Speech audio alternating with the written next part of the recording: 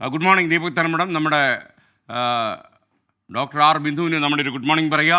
അപ്പോൾ പറയൂ ദീപക്, അത് ചോദിക്കേണ്ട MM ഹസൻ്റെ പ്രഖ്യാപനം വന്നിരിക്കുന്നു. ഗവർണറുടെ നടപടി എല്ലാ പാർട്ടിക്കാരെയും നോമിനേറ്റ് ചെയ്ത നടപടിയോട് ചേർന്ന് നിൽക്കാനാണ് UDF ഗവൺമെൻറ് താല്പര്യമെന്ന് അദ്ദേഹം പരസ്യമായി പ്രഖ്യാപിക്കുന്നു.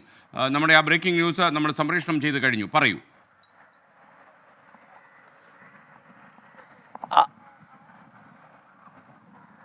SKN കൊല്ലം ബീച്ചിലാണ്. ഇതാ കൊല്ലം ബീച്ച് ശാന്തമാണ്. പക്ഷേ എന്നാൽ ഇതുപോലെ ശാന്തമല്ല കേരളത്തിലെ കാര്യങ്ങൾ. ഇന്ന് നിർണായകമായ ക്യാബിനറ്റ് നടക്കുന്നു. ക്യാബിനറ്റിൽ ചാൻസലർ ഗവർണർ കാണിക്കുന്ന നടപടികൾക്കെതിരായ സർക്കാരിൻ്റെ നിലപാട് പ്രഖ്യാപനമുണ്ടാകും. കേന്ദ്രത്തിലേക്ക് സംസ്ഥാന സർക്കാർ കത്തയക്കാൻ പോകുന്നു. ഈ വേളയിലാണ് പ്രോ ചാൻസലർ കൂടിയായ ഉന്നത വിദ്യാഭ്യാസ മന്ത്രി ഡോക്ടർ ആർ ബിന്ദു ടീച്ചർ പൊതുവെ അങ്ങനെ കടുപ്പിച്ച് പറയാത്ത ആളാണ്, സൈ കെട്ടാലാണ് കടുപ്പിച്ച് പറയുന്നത്. ബിന്ദു ടീച്ചർ ഇപ്പോൾ 24-നൊപ്പം ചേരുകയാണ്. SKN ആദ്യം തന്നെ ഒരു ഗുഡ് മോർണിംഗ് അറിയിച്ചിട്ടുണ്ട്. Good morning.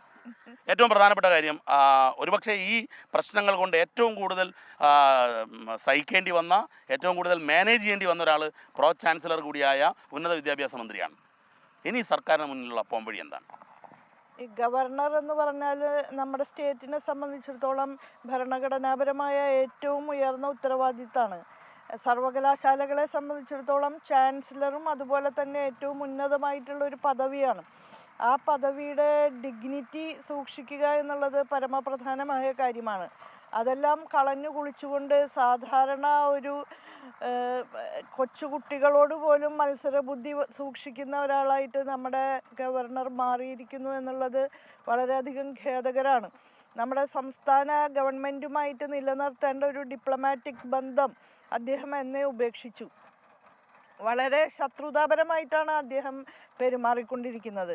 സംഘപരിവാർ അജണ്ട നടപ്പാക്കാൻ വേണ്ടിയിട്ടാണ് അദ്ദേഹം നിയുക്തമായിരിക്കുന്നത് എന്നുള്ള പോലെയാണല്ലോ അദ്ദേഹം പെരുമാറിക്കൊണ്ടിരിക്കുന്നത്. ഈ അടുത്ത ദിവസം റോഹിൻഡൻ നരിമാൻ, നമ്മുടെ റിട്ടയേർഡ് ജസ്റ്റിസ്, പറയുണ്ടായി ഗവർണർമാർ രാഷ്ട്രീയമായിട്ടുള്ള പക്ഷപാതിത്വം പുലർത്തുന്ന ഒരു നിലയുണ്ടായാൽ അത് വളരെ മോശമാണെന്നുള്ള രീതിയിലുള്ള ഒരു പരാമർശം നമ്മുടെ ഗവർണറുടെ ചെയ്തികളെ ചൂണ്ടിക്കാണിച്ചുകൊണ്ട് അദ്ദേഹം നടത്തുകയുണ്ടായി.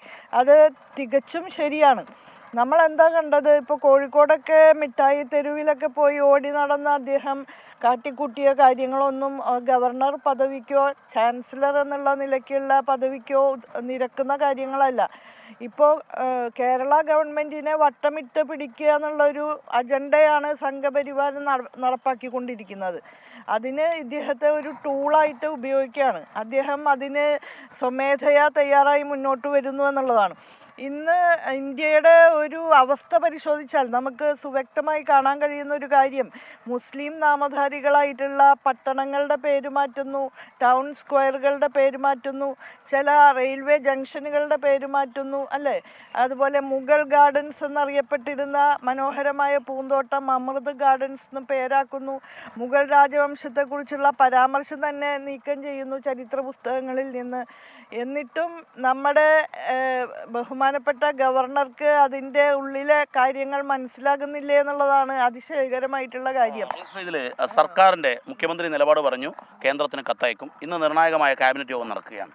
സർക്കാരിന് മുൻപിൽ ഇനിയുള്ളൊരു പോംവഴി എന്താണ്? സർക്കാരിന് വേറെ ഒരു നിവൃത്തിയില്ലാത്ത ഘട്ടം വന്നിരിക്കുകയാണ്.